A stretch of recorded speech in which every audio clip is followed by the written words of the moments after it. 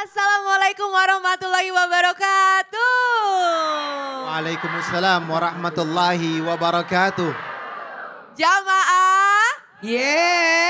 Oh jamaah. Alhamdulillah. Allahumma sholli ala Sayyidina Muhammad wa ala ali Sayyidina Muhammad. Jamaah. Burung kenari di atas dahan. Di atas pohon dia berpindah. Yuk bersama kita cari keberkahan dengan nonton Islam itu indah. Masya Allah, selamat pagi jamaah semua yang di studio dan di rumah. Kita mau mendengar tausiah nih dari guru-guru kita. Tapi sebelum kita mendengar tausiah nih ada tayangan nih. Hendak sholat subuh, nenek meninggal ditabrak mobil. Waduh, coba kita lihat tayangan ini. Innalillahi wa inna ilaihi raji'un. Makanya kalau ngantuk jangan bawa mobil. Kasihan kan nenek-nenek enggak salah itu jadi ketabrak. Betul ya, tapi Masya Allah ya itu kan sedang mau berangkat ibadah gitu ya. Mudah-mudahan hatinya syahid ya Bu. Ya insya Allah amin ya Allah. Saya mau tanya, kira-kira nenek itu ada wudunya enggak? Enggak ada Pak Ustadz. Ada lah, orang pakai wudu kena. Oh iya. Ya, biasanya kan kalau mau sholat subuh itu wudunya di rumah ya Ustadz ya. Iya. Ya kan? Betapa mulianya kalau gitu. Iya, berarti mulia. Ibu namanya siapa Bu? Nama saya Hernita Fitriani dari Majelis Taklim Wisata Ibu Bengkulu. Masya Allah. Sebanyak Ibu. Kasih. Silakan duduk kembali karena saya mau bahas ini. Ustaz Sam dan Habib Usman. Satu hal buat kita. Kalau kita lihat tayangan tadi berarti wafatnya ketika saat beribadah. Ketika dia saat beribadah maka kategori innamal amalu bil khawatim. Amal itu tergantung dari akhirnya. Ibu saya mau tanya semuanya yang di rumah termasuk. Kalau nonton TV lalu tertidur maka pahala tidurnya pahala nonton. Kalau zikir baru tertidur maka tidurnya sampai dia terbangun pahala zikir. Kayak gitu. Jadi apa yang terakhir kemudian dia tertidur maka nilai tidurnya sesuai dengan amalan ketika sebelum tidur. Makanya kita disuruh baca doa. Begitu pula ketika mau meninggal. Ketika orang meninggal lagi ada wudunya, lagi sholat. Maka sepanjang di dalam kubur sampai dibangkitkannya maka pahalanya bagaikan orang yang lagi sholat. Jadi nenek tadi itu selamat ya. Beliau ini mendapatkan pahala bagaikan sholat subuh terus sampai dibangkitkan. Ya Allah, meninggal dalam keadaan berpuasa maka dibangkitkan dalam keadaan bagaikan orang berpuasa sepanjang dia. Masya Allah, luar biasa. Tepuk tangan dulu untuk Ustadz Maulana. Terima kasih Ustadz. Masya Allah ya. Dan tema kita nih jamaah di rumah hari ini, nih Ibel mau nanya nih sama jamaah, pernah gak sih kalian itu berdoa dan mengeluh sama Allah gitu ya, meminta dimudahkan kayak aduh ya Allah banyak banget nih keperluan tapi kok kayaknya rezeki itu segitu-gitu aja, udah gitu banyak potongan sana, banyak potongan sini, terus pengen banget ya Allah dilimpahkan gitu rezekinya nih. Pas banget kalau memang udah pernah kayak gitu ya. Karena tema kita hari ini adalah ya Allah engkau maha kaya. Maka jadikan aku kaya juga. Insya Allah ya luar biasa nih. Pasti semuanya pengen denger nih ya nasihat-nasihat dari guru-guru kita. Tapi sebelum itu nih ada tayangan lagi. Gaji pekerja bakal dipotong lagi untuk tambahan pensiun. Coba kita lihat.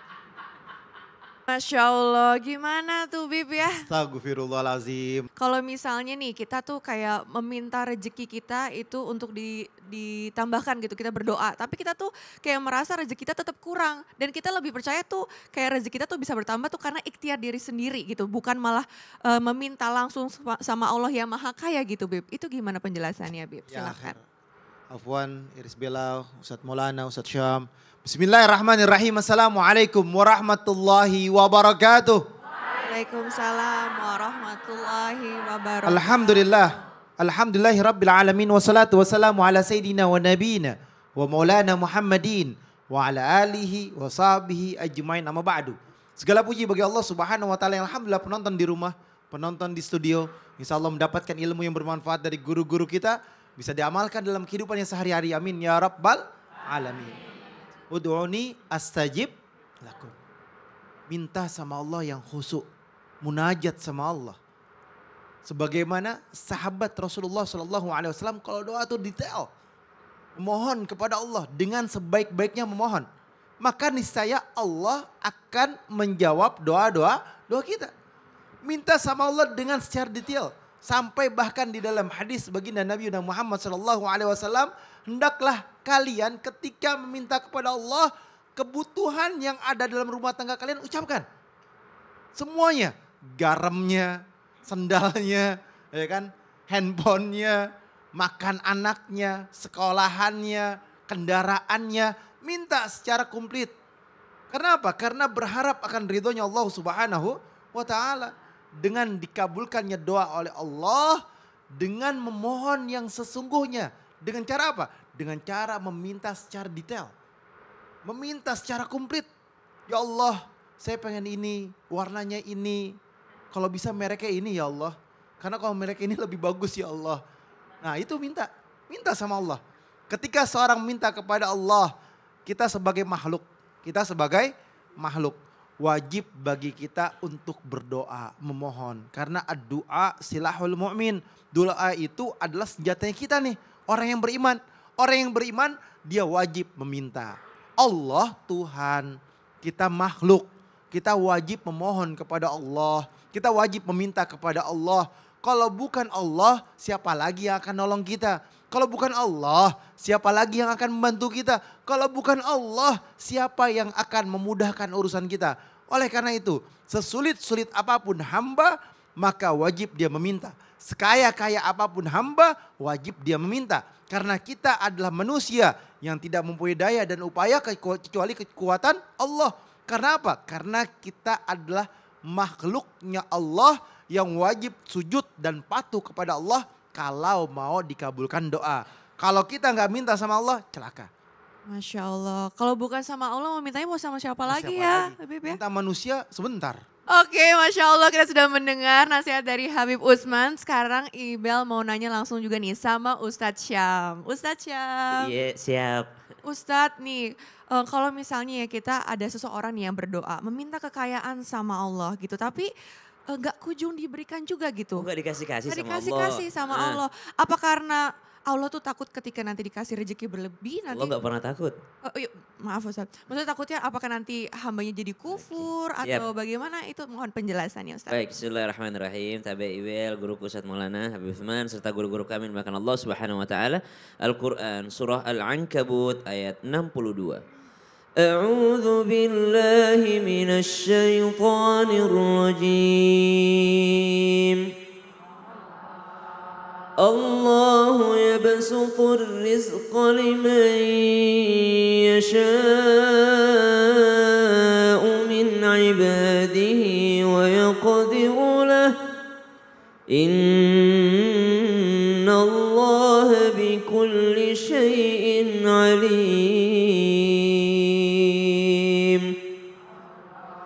Allah melapangkan rizki kepada yang dia kehendaki, tapi menakar rizki terhadap yang dia kehendaki pula. Karena bagi Allah lah maha pengetahuan tersebut. Artinya dialah Allah yang paling tahu, yang maha tahu, maha mengetahui siapa yang pantas diberikan kekayaan dan siapa yang tidak pantas diberikan kekayaan. Sebagaimana Allah sudah mencerminkan beberapa kisah di dalam Al-Quran. Di antaranya seorang yang dahulunya miskin menjadi kaya raya, tapi ternyata kekayaannya dipakai untuk mendurhakai Allah Subhanahu wa taala, ialah Qarun. Qarun adalah seorang yang dahulu taat beribadah sehingga dia minta kepada Nabi Musa alaihissalam, wahai Musa sepupuku, mintakan kepada Allah kekayaan. Lalu ditegur sama Nabi Musa, tapi dia tetap meminta kepada Allah Subhanahu wa taala, meminta Nabi Musa. Akhirnya diberikan kekayaan, tapi justru kekayaannya dibuatnya menjauh dari Allah Subhanahu wa taala. Maka kenapa Allah tidak memberikan kekayaan kepada yang dia kehendaki? Satu, karena Allah yang maha mengetahui. Yang kedua, karena ternyata kekayaan tersebut adalah suatu kebaikan jikalau orang baik, tapi suatu keburukan jikalau dia adalah orang buruk. Ni'mal malus salih lil mar'is salih. Harta yang paling baik itu adalah ketika dipegang sama orang soleh. Suatu ketika Amr bin As radhiyallahu anhu meminta izin kepada Nabi SAW, ya Rasulullah doakan saya akan berangkat berjihad. Lalu Nabi SAW pun mendoakan daripada Amr bin As, semoga engkau mendapatkan kemenangan yang besar, engkau mendapatkan ghanimah dan engkau mendapatkan harta yang baik. Kata Amr bin As, saya tidak butuh dengan harta ya Rasulullah. Maka Nabi SAW bersabda, al-malus salih lil mar'is salih. Nikmat terbesar sebuah harta itu ketika berada di tangan yang tepat, yaitu tangan orang yang soleh. Jadi kalau mau dapat kekayaan, sebelum minta kayanya, minta soleh dulu. Kenapa? Karena kalau udah soleh, dapat kekayaan, hartanya justru bermanfaat. Lebih berkah ya. Betul. Jadi kita tidak dilarang untuk menjadi orang kaya. Tapi Masya kita Allah. diperintahkan menjadi soleh agar kekayaannya manfaat. Masya Allah. Yap. Tuh ibu-ibu berarti kita doanya jangan minta rezeki kita berlimpah dulu tapi minta soleh. Minta soleh. Rabbi habli minas solehin. Masya Allah, terima kasih. Sama-sama Kak Ibel. Ustadz Syam. Masya Allah luar biasa ya. Baru segmen 1 tapi banyak sekali ilmu yang bisa kita ambil. Loh, Bel, ya? tahu nggak? Tadi kan Ustaz Sam bilang soleh. Ternyata ada nih amalan supaya bisa jadi soleh. Gimana tuh Ustaz? Dengan cara berdonasi, bersedekah. Makanya tidak henti-hentinya kami dari tim Islami Tinda mengajak kita semua untuk bersama-sama dengan CT Arsa Foundation yang terus berupaya memutus mata rantai kemiskinan melalui pendidikan berkualitas dan kesehatan yang optimal. Maka kami mengajak kepada siapapun yang peduli dan ingin turut berkontribusi meringankan beban mereka melalui doa dan sedekah terbaik dengan cara men-scan QRIS CT Arsa Foundation di bawah ini. Di sini. Masya Allah. Sekarang mau sedekah aja mau ini ya kayak memberi kepada yang lain Memberi tuh kayak kepada- udah mudah banget ya Ustaz. Udah banget karena sekarang kan Tinggal tinggal scan aja semudah itu. Apalagi sasarannya tepat dan ingat Bel, tidak dipotong. Betul. Yaudah kalau gitu jangan kemana-mana ya. Kita mau ini dulu ya, mau sedekah dulu ya. Jadi jamaah di rumah, jangan kemana-mana. Abis ini kita lanjut lagi bersama guru-guru kita tetap di Islam itu Indah. Jamaah, Yeah. jamaah. Alhamdulillah. Alhamdulillah.